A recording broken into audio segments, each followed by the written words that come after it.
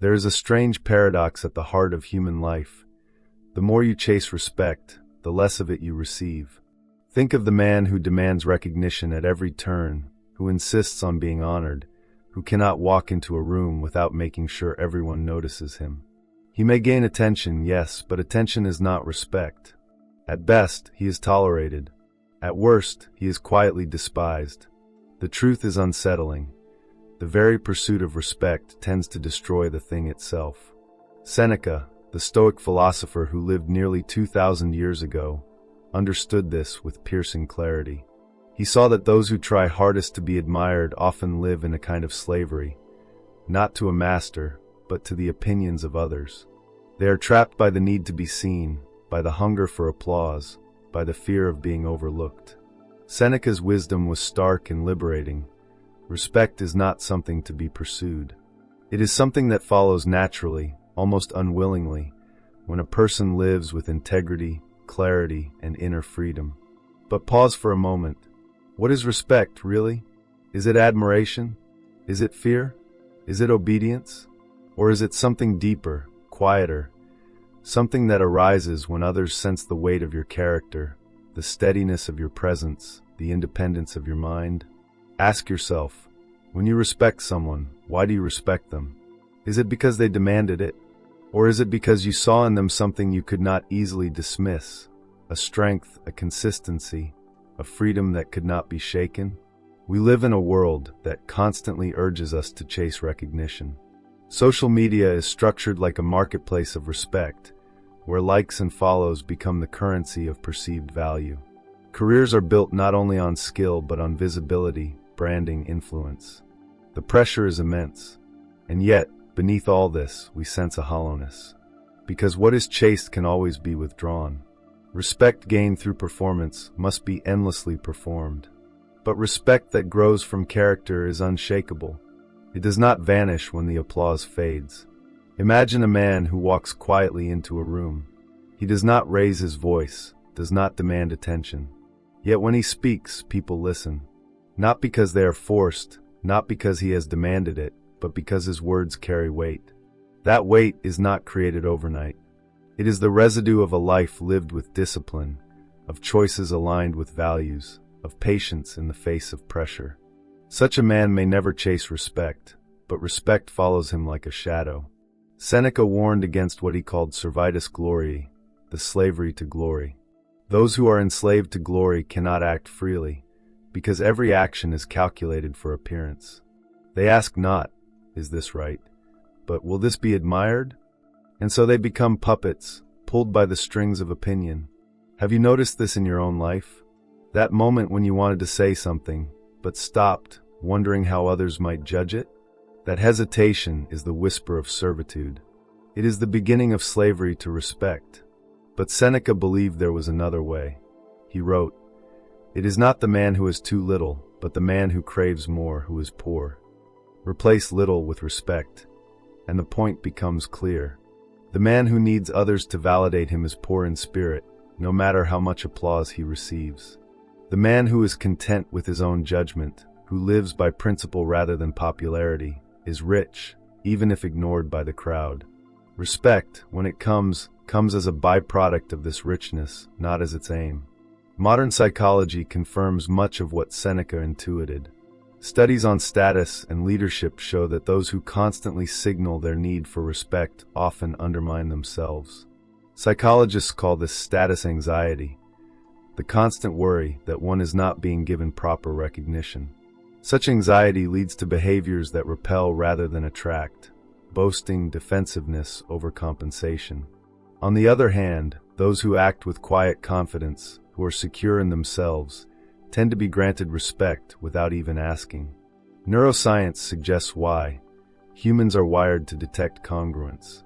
When someone's words and actions align consistently, we sense authenticity. When someone tries too hard, the dissonance is clear and respect evaporates. But the question remains, how do you cultivate this kind of presence? How do you gain respect without chasing it? The answer lies not in technique, but in philosophy. Seneca would urge us to turn the gaze inward.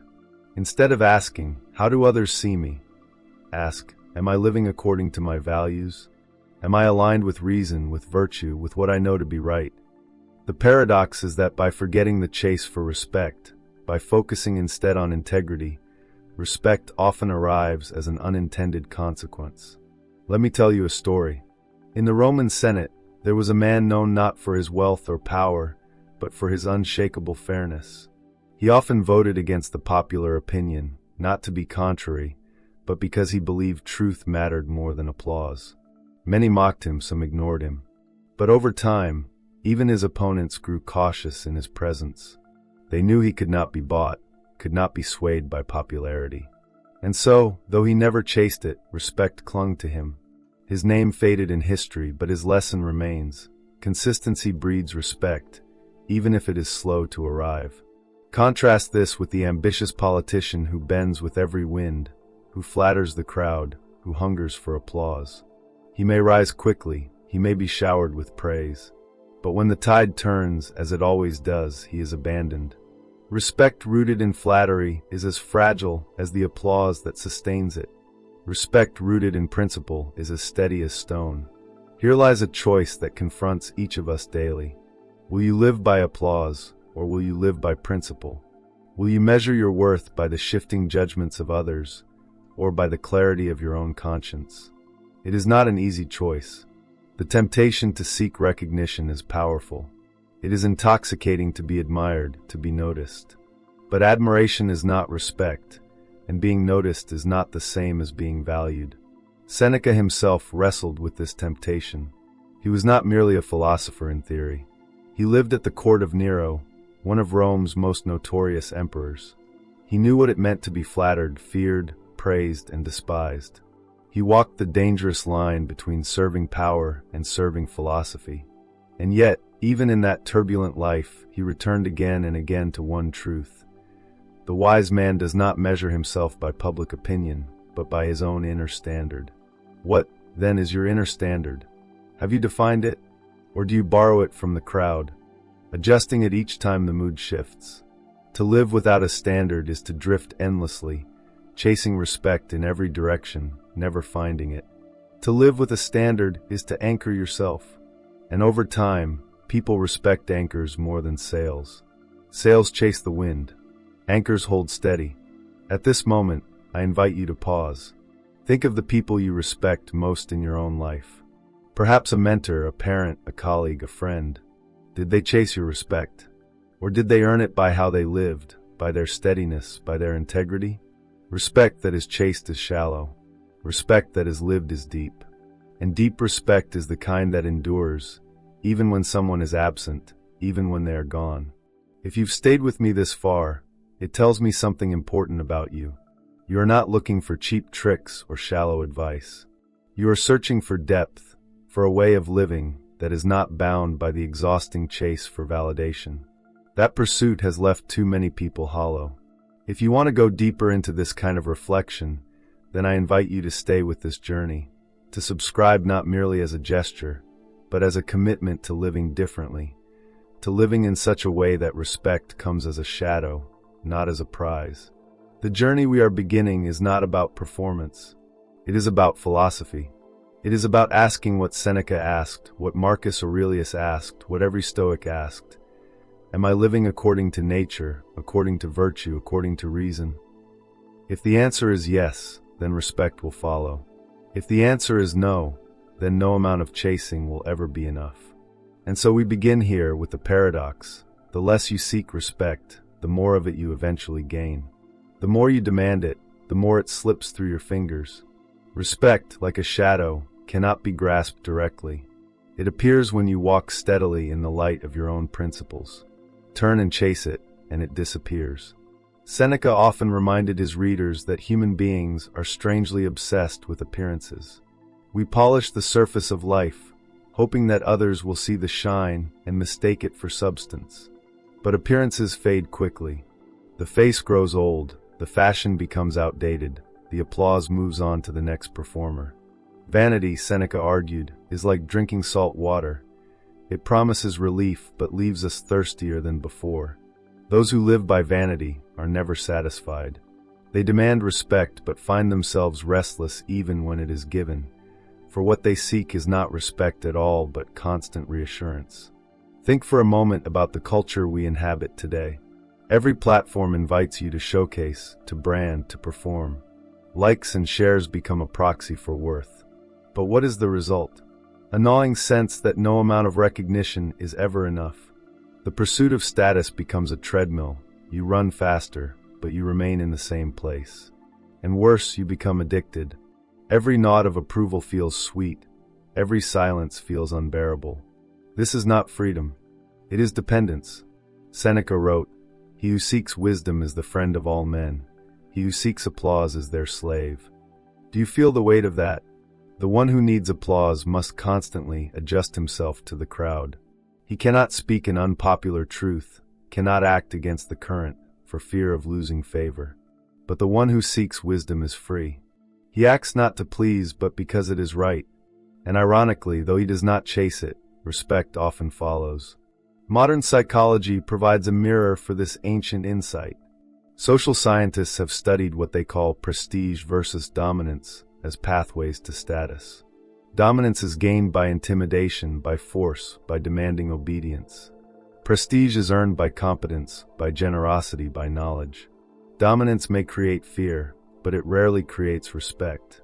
Prestige, however, tends to generate admiration, and it does so most strongly when the individual seems unconcerned with showing it off. In fact, studies reveal something fascinating. When someone appears desperate for recognition, even if they are skilled, others respect them less. Authenticity, confidence, and quiet competence are far more persuasive than desperate self-promotion. But why is this so? Why do we instinctively recoil from those who chase status? Perhaps because respect, at its core, is about trust.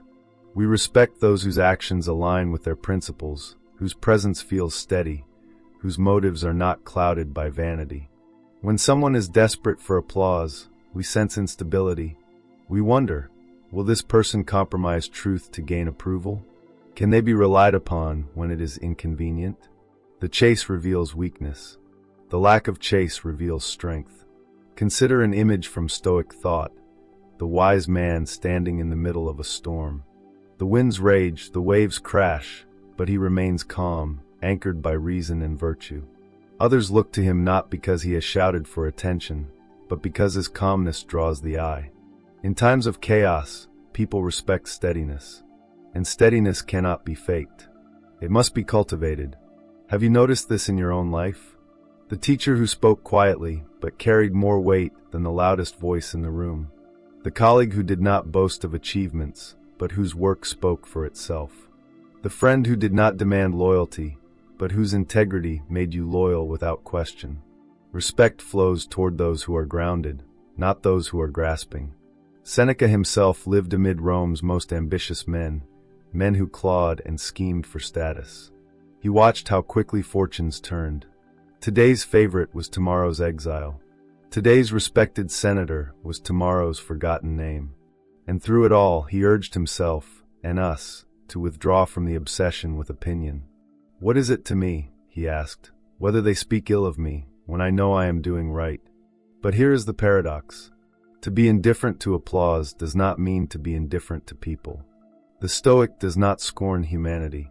Rather, he serves humanity without being enslaved to its approval. He helps where he can, speaks truth when it is needed, offers kindness when it is possible. But he does not adjust the compass of his life to win admiration. He adjusts it only to virtue. And strangely, it is this very indifference to respect that generates respect. People trust those who are not desperate to be liked, because such people cannot be easily manipulated. This is a truth echoed in modern leadership research. Teams are more likely to follow leaders who appear motivated by principle rather than personal ambition. We sense when someone is using us as an audience for their vanity, and we withhold respect. But when someone acts from genuine conviction, we listen, even if we disagree. Conviction commands respect more than pandering ever could. Let me tell you a story. In the 1st century, there was a Roman general who faced the wrath of the crowd. His decisions in battle had been controversial, and many accused him of weakness. Yet he did not mount a desperate defense, did not flood the streets with speeches or bribes. He simply continued his work, lived with discipline, and treated even his critics with calm respect. Over time, his consistency eroded the accusations. Those who had mocked him found themselves grudgingly admiring him. He never demanded respect, but when the dust settled, it was his alone to hold. Now contrast that with the modern celebrity who lives for the spotlight. Every gesture is calculated, every statement designed for maximum approval. For a time, they are adored, but the moment they slip, the applause evaporates, sometimes turning into ridicule. Why? Because the respect was never real. It was only a projection of the crowd's mood. The crowd, after all, respects only those who respect themselves. And here is where Seneca's wisdom pierces deepest. Respect cannot be gained by chasing it, but it can be lost by craving it. The craving reveals weakness, and weakness invites dismissal.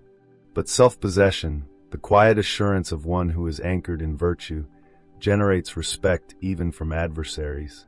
Have you ever respected someone you disagreed with? Likely it was because you sensed that they were not bending their principles for approval. You may not have liked them, but you respected them. At this point, perhaps you feel the weight of this paradox. You may ask, if I should not chase respect, then what should I chase? Seneca would answer, do not chase anything external at all. Chase virtue.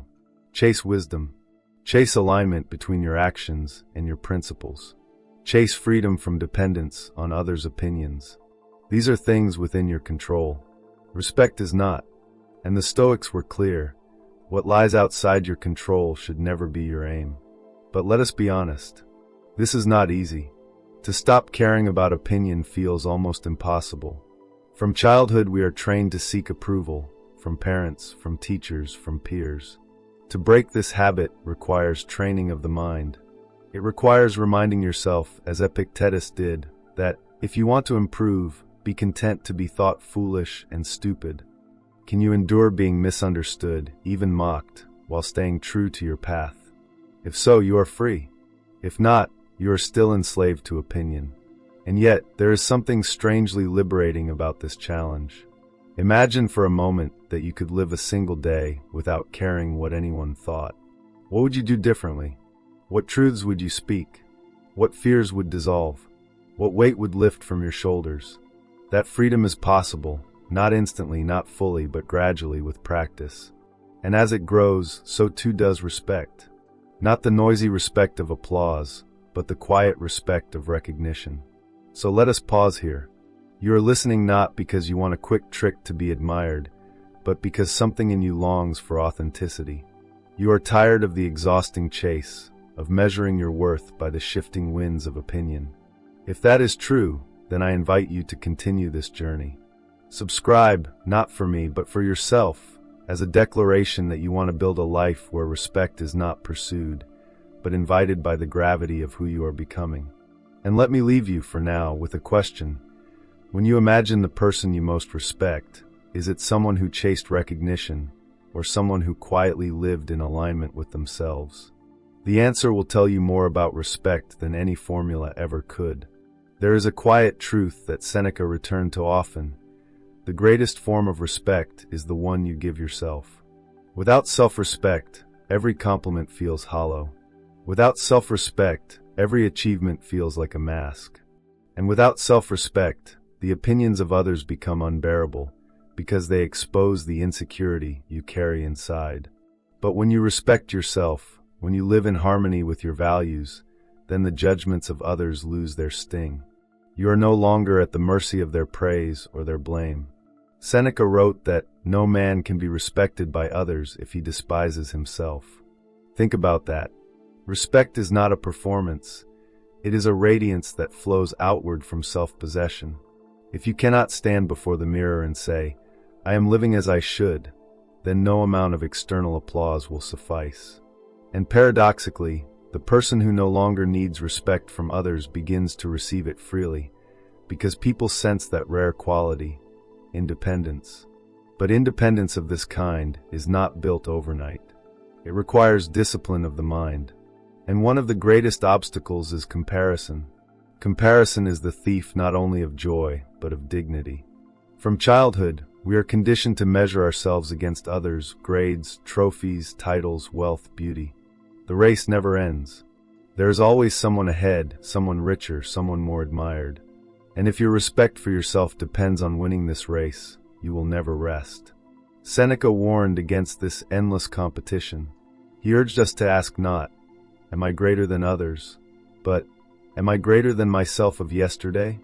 For comparison with others traps you in vanity, while comparison with yourself anchors you in growth. One path enslaves you to public opinion, the other anchors you in private progress. Ask yourself, when was the last time you measured your worth not by others' applause, but by your own improvement? When was the last time you respected yourself for being truer, calmer, more disciplined than before? Modern psychology has confirmed what the Stoics taught. Researchers in social comparison theory show that those who constantly compare themselves upward, measuring against those who seem more successful, report lower self-esteem and higher anxiety. Yet those who anchor their sense of worth in internal measures, growth, mastery, consistency, experience deeper satisfaction and resilience. Respect flows from stability, not from endless striving. And here lies the paradox again. People are drawn to those who do not seem to be competing with them. Have you noticed this? The colleague who quietly does excellent work without making it a contest often earns more admiration than the one who loudly tries to outshine everyone. The friend who is content in themselves is easier to trust than the one constantly signaling superiority. Competition breeds envy. Self-possession breeds respect. Seneca saw this truth in the theater of Roman life. The ambitious would parade their victories, build monuments, seek public office. And yet, when the tide of fortune turned, those same men fell quickly into ridicule. But the philosopher, who lived quietly, often in poverty, unmoved by titles, his reputation endured. Because respect rooted in wealth or power vanishes with wealth and power. But respect rooted in character remains even when all else is stripped away. Let me tell you a story. There was once a Stoic philosopher named Musonius Rufus, a teacher of Epictetus. He was exiled multiple times by the emperor, stripped of status and comfort. And yet, wherever he was sent, he continued to teach philosophy, to live with simplicity, to show courage and dignity. Students followed him even into exile. He had no titles, no power, no wealth. Yet he commanded respect. Why? Because respect flows not from possessions, but from presence. His exile only sharpened the perception of his integrity. He could be deprived of everything, but not of himself. Now ask yourself, if everything were stripped away from you, your job, your reputation, your possessions, would you still command respect? Or would you vanish into the crowd, unnoticed and forgotten? The answer depends on whether you have built respect upon external markers or upon inner character. Seneca urges us to build upon the latter, for only that endures. This is where the idea of self-mastery becomes central. To gain respect without chasing it, you must master yourself. Not in the sense of controlling every impulse, but in the sense of knowing who you are, what you value, and refusing to betray that for applause. The Stoics taught that freedom is not the ability to do whatever you want, but the ability to want rightly, to want virtue more than vanity, to want truth more than popularity, to want peace of mind more than public praise. And here again, modern psychology echoes the ancient wisdom. Studies on self-determination theory show that people who act from intrinsic motivation, driven by their own values and principles, are more respected and admired than those who act purely from extrinsic motivation, driven by rewards, recognition, applause. We sense it instinctively. The athlete who plays for love of the game commands more respect than the one who plays only for fame. The artist who creates because they must, because it is who they are, is respected more than the one who panders to the market. Motivation shines through, and it is authenticity that draws respect, not performance. Seneca was ruthless in exposing false motivations. He warned against doing good for the sake of being seen as good. He said, "The reward of a good deed is to have done it." If you help others for applause, you have already lost the essence of virtue. But if you help because it is right, applause may or may not come, but respect will grow. And this respect is deeper than admiration, because it is rooted in trust. Have you ever met someone whose quiet integrity made you feel safer, stronger, calmer, just by being around them?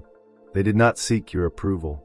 They may not have spoken often, but you felt their presence. That is respect born of self-mastery. It is rare, it is powerful, and it is never achieved by chasing. But perhaps you wonder, if I do not chase respect, if I simply focus on virtue, what if no one notices?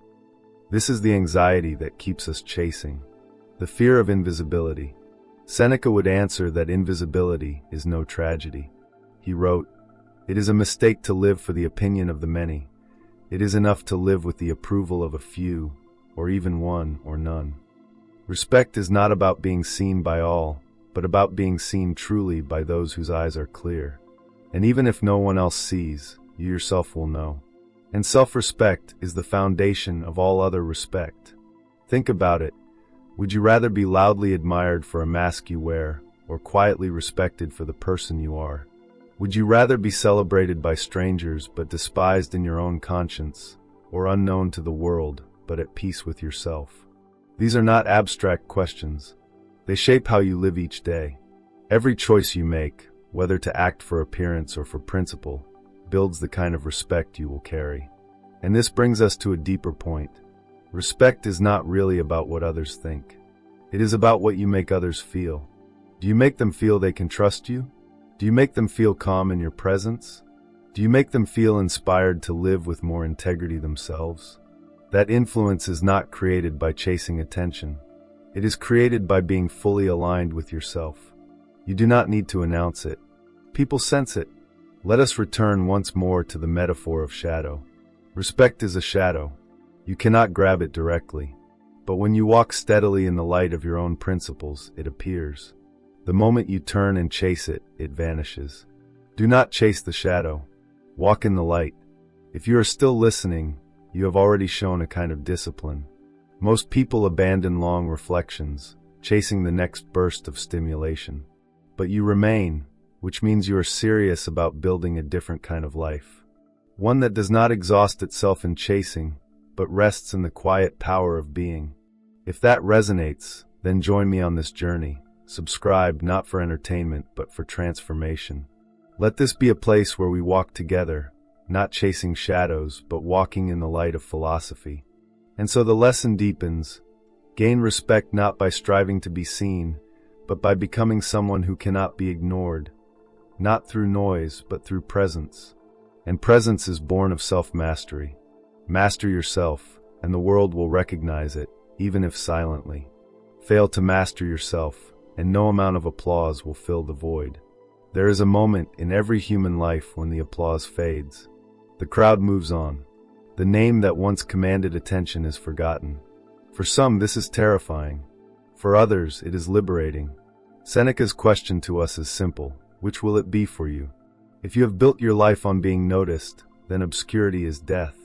But if you have built your life on virtue, then obscurity changes nothing. You remain yourself, with or without an audience. Think about the figures you truly respect. Often they are not the loudest or the most visible. They are the ones who carried themselves with dignity, even when no one was watching. The grandmother who endured hardship with grace. The mentor who quietly guided without seeking credit. The friend who stood by you when it cost them something. These people did not chase respect. They did not even think about it. They simply lived with integrity, and respect became the echo of their being. Seneca understood that the pursuit of glory is a kind of madness. It never ends, because the hunger for admiration cannot be satisfied.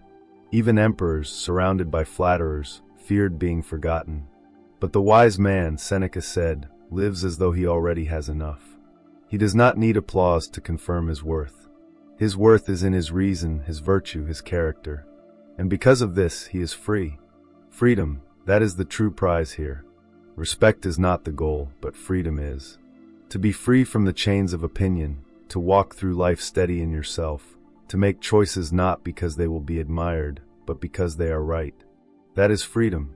And paradoxically, it is this freedom that others respect most. For what do we admire in those we call leaders, heroes, or sages? Their independence, their unwillingness to bend to the crowd, their ability to stand alone. Modern psychology calls this autonomy. Studies show that people are naturally drawn to those who exhibit self-determination, who act from their own values rather than social pressure. We respect those who seem immune to manipulation, because in their presence we feel safer. We know they cannot be easily swayed, and so we trust them. Seneca saw this long before psychology gave it a name. He saw that respect is not a possession you can demand, but a recognition others grant when they sense your freedom. But here is the test. Can you endure being misunderstood?